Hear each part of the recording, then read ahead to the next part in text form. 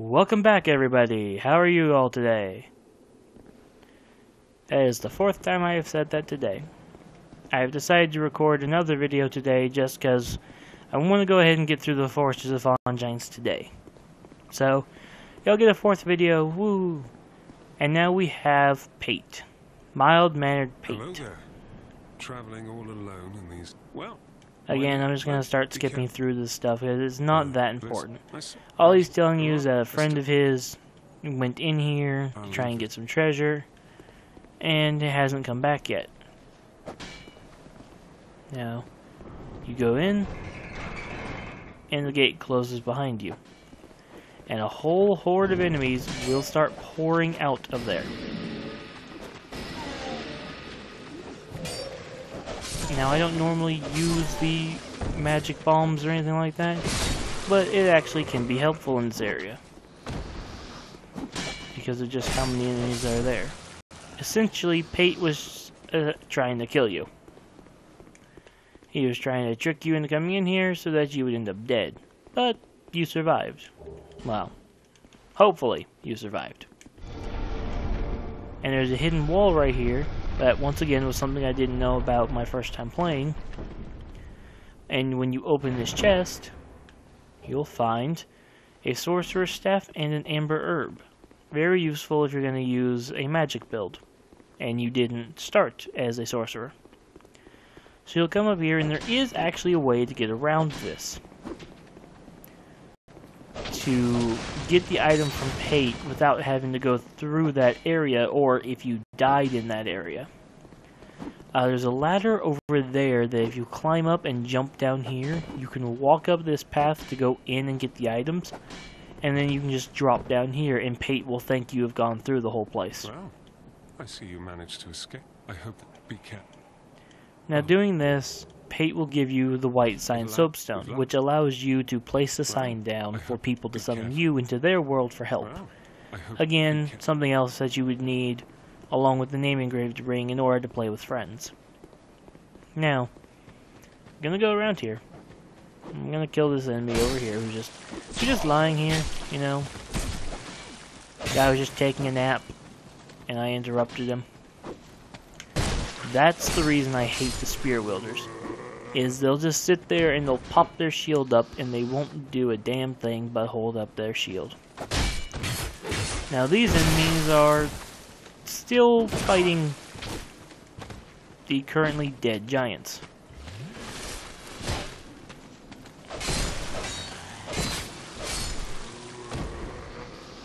And then you can kill them, get some extra souls, and behind the dead giant is a large soul of the undead.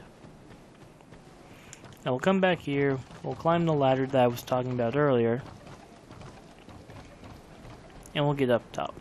Now once up top, what we'll find is we will find a crossbow.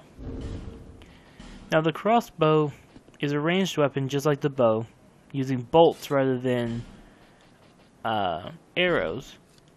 The only thing is, the crossbow is designed to be used with a strength build, requiring more strength and dexterity to use.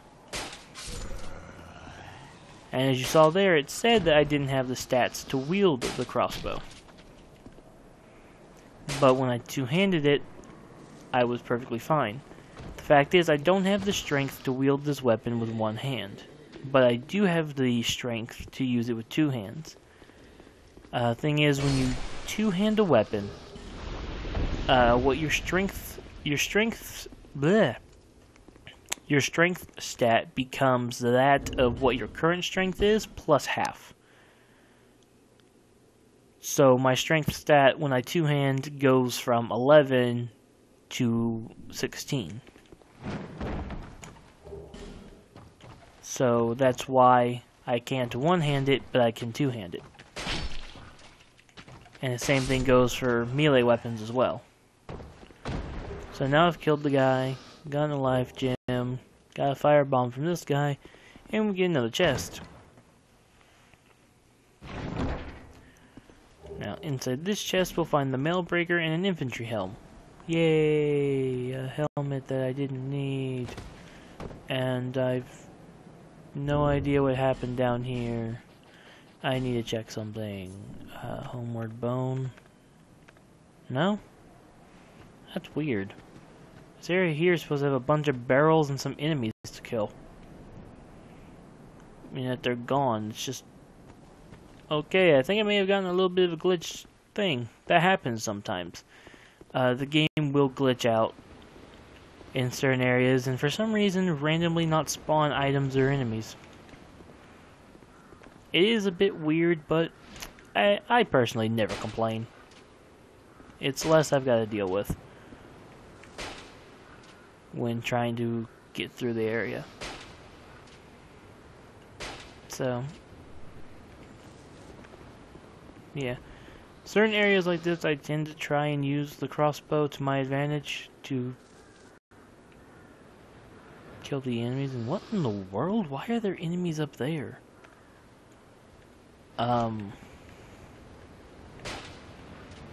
Okay, this is not normal. This is really not normal. Anyway, now I'm gonna pop my head out, and the Ironclad Knight's gonna try and come kill me. Unfortunately, this time I have no barrels for him to explode, so I just need to back up, shoot him with some bolts, and then finish him off with some melee attacks here in a moment. Lucky for me, the enemies in this game are not very bright. Ow. Says the guy who just got slammed down thinking he was going to be able to finish the guy off real quickly. So, they're not the only stupid things. I'm pretty stupid myself. And now I just got his legs. Yay. But yeah, but there are a lot of different items and stuff that can give you an advantage. Now, if I run out here... that was not what I intended to do. Well, that's wonderful. I'm gonna have to get back there and get my souls. All 4,000 of them.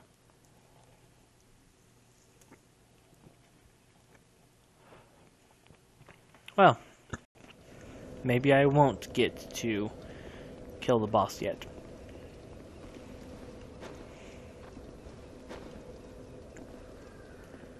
And that guy fell too low for me to get now. That kinda sucks. Now we'll lower this guy out. He'll try to kill me. And I'm gonna stab him in the back. Because backstabbing is fun. And then kill this guy. So luckily I won't have to worry about killing everybody. Because I don't need to go through those two areas yet. And see, this is what I was talking about earlier. About the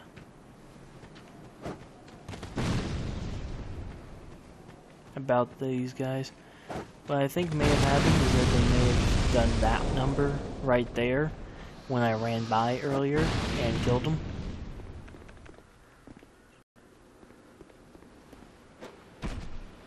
Now, oddly enough, throwing knives are actually really strong against a lot of enemies, especially in this early part of the game.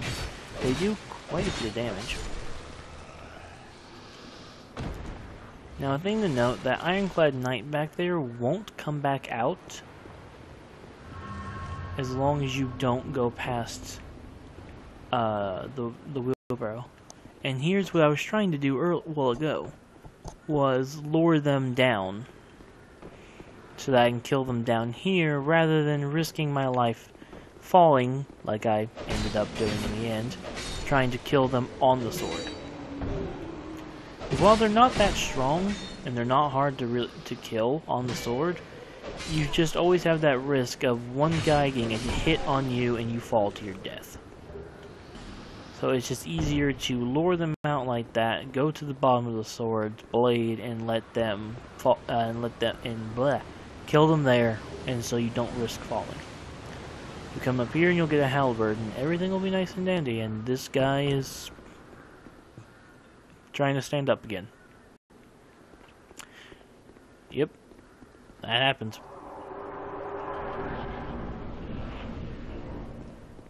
I'll come this way. Go in here. Kill this guy. Go around here. And get a pretty decent shield. It's actually one that I would call one of the best shields in the game. On my original character on the original Dark Souls 2, I actually beat the entire game using this shield as my shield from beginning to end. It's a really nice shield. Now, I'm gonna go up here. Back to where Melentia is. Because I need to go back to Majula in order to get prepared to fight the boss. Because a while ago when I picked up those fire arrows, I walked right past the elevator that takes you down to the boss. So I want to come here, I want to talk to her, and I want to level up some. Wait. Before I level up. Do I have any soul items? I do. So yeah, so right here I've got 75,000 souls that I can use to level. So I should get a decent number of levels out of this. Gonna increase my adaptability and my endurance a little. And then upgrade my strength and dexterity a bit as well. That being said, now that's done, I should have the stats required. Yep, I can now use my rapier. It's not the best rapier in the game. I know of another one that I want to get. One that I like a lot better. But it's still a good rapier. Now, some of you may remember I said earlier to save that human effigy that you get at the beginning of the game from opening that chest up top. At least I think I said that. May not have. The thing is, you want to turn human at this point. Because you should probably remember Pate.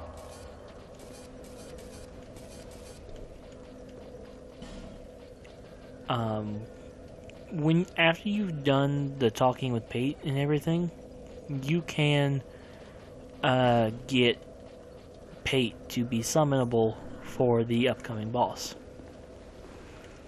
Pate is available to be summoned to aid you in battle. However, to summon people, you have to be human. As an example, TPTR Prof here is available to be summoned, only because I'm human. If you're undead, you cannot summon people, but people can still invade you. So do be warned about that.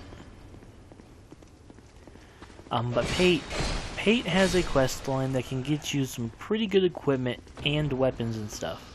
But to get it, he has to be in this boss fight, and he must survive the boss fight.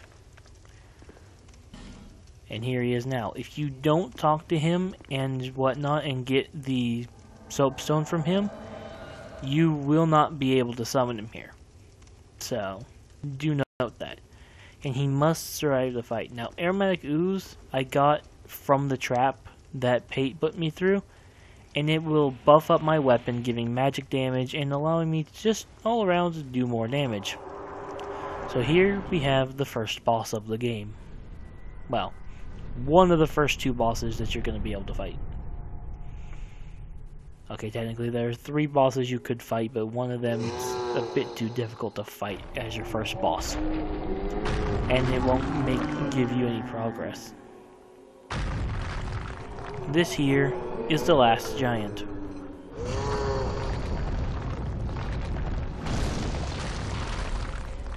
And he seems like he could be pretty strong, but he's really, really not.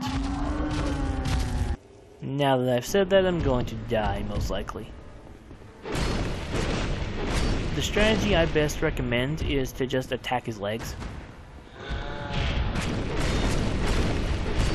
Now, another thing to note is that by summoning people, the bosses actually get a buff to their HP, making them harder to kill. The more people you have, the more difficult the bosses are to kill. You know, that's to balance it out so things aren't too terribly easy for players to just sit there, summon in a friend, and have the friend do all the work, while they sit back and reap the rewards. By making the boss a bit stronger, most players, especially summons, aren't going to be able to just win the fight for you. And right there, Last Giant has been killed. It did not take long, but was still a good thing. And now that Pate has survived, later on when I get to another location, I will be able to summon him again. Or not summon him, well, maybe. Maybe summon him, I don't know. But I will be able to continue his quest line. Getting me some new equipment and items that are all around pretty handy. So yeah, so that's the first boss of the game beaten. And there actually is another boss I can get to already, but I want to go spend my souls. I will tell you this right now, when playing this game, when you kill a boss, or whenever you have a large number of souls on you, you want to go spend those souls soon. You don't want to leave them on your person for too terribly long. Because, like the Firekeepers were saying in the first episode, when you die, you lose your souls. And that is a true game mechanic. You will lose everything. But like you've seen, I was able to go pick them up. If you die twice in a row, you will permanently lose those souls forever, and will never get them back. Now I'm going to start increasing my intelligence, because I don't know what magic I'll be using yet, and I'm going to at least need enough magic to use basic spells at some point, provided me or you all choose to have me use sorceries. Now I'm going to go ahead, since I still have about 3 minutes left in this video. I'm going to try and kill this next boss. If I can play my cards right, it will not take me but maybe a couple minutes to kill it. Because there is I know this is kind of a bad thing to say, but there is a way to cheap the boss out, making it extremely easy to kill. That being said, however, it is still tricky to do because it requires decent timing. And it also requires you to survive up to the boss fight.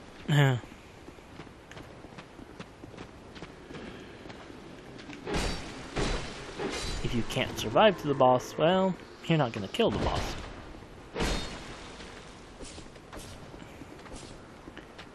But if you can get the timing down on the trick I'm going to show you, it makes this next boss really easy. Which, the boss itself isn't that hard, not using the trick, but he is a tad more difficult, but actually sitting there fighting him. Now these are new enemies that we're seeing. These are Royal Swordsmen. We will see them another time, but this will be our first ever. This is our first ever encounter with them, and already I have their legs. So yeah. So I'll at least be getting an attempt in on this boss. If I happen not to kill it, well, we'll just end the video off there, and I'll take care of the boss next video.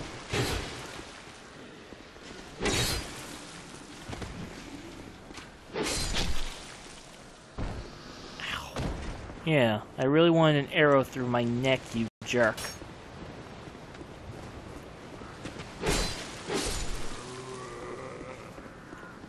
Shooting an arrow into my neck. Okay. Well, shouldn't take too long, hopefully. We'll see how this goes. Say hello, everybody, to the Pursuer.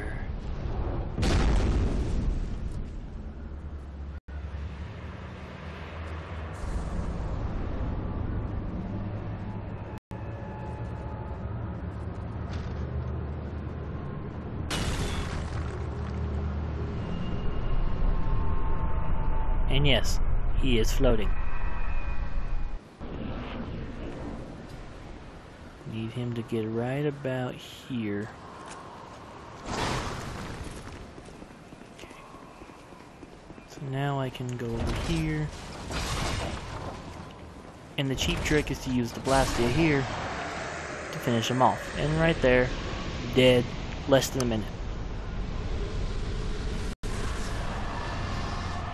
And the Pursuer does give a nice chunk of souls there. Now, I will take a few extra minutes to go ahead and do this. Now, the Ring of Blades is a nice ring that increases the amount of damage you do with physical attacks. And down here there is the Drangleic set, all except for the helmet. The helmet you have to get later on through a character quest. But, whoa, where did that enemy come from? I'm just trying to move on, don't kill me. Do not kill me. I have 18,000 souls on me, do not fucking kill me. Alright. We should be good now.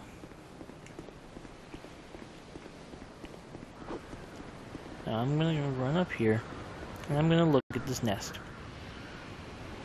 While examining this nest, you'll get captured by the same bird that just tried to kill you with a Pursuer. Yay! Murderous birds! I am really weird, aren't I? Oh well. Anyway, the bird will take you a really, really long distance that actually puts it into nighttime. And when you arrive, you're at the Lost Bastille. New bonfire and brand new area. So I hope you all enjoyed that. The next video or videos that are coming, that should be next weekend. I will try and make sure that I keep my word this time, that I don't sit here and say, oh hey, next weekend, and then get distracted and not upload a video for another 2 weeks. So, I hope you all enjoyed, and I hope to see you all here in the next video. So long, everybody.